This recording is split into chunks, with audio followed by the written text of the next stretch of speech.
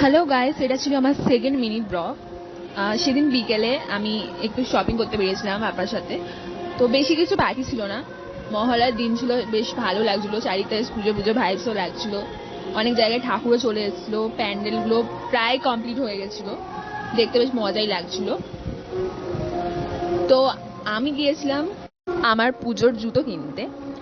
তো আরো তাছাড়া কয়েকটা জামা বাকি ছিল, মানে আমার না, আমার ফ্যামিলি মেম্বার কয়েকজনের পুজোর জামা বাকি ছিল, তাই জন্য কিনতে গিয়েছি। সেদিন রাস্তায় ভালোই ভিড় ছিল, যেহেতু সামনেই পুজো, সবাই শপিং করতে বেরিয়েছিল।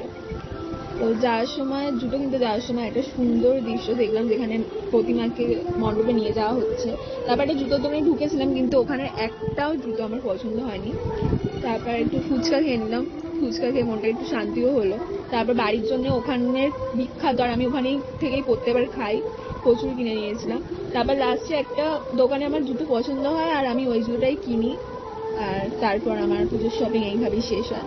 Bye guys.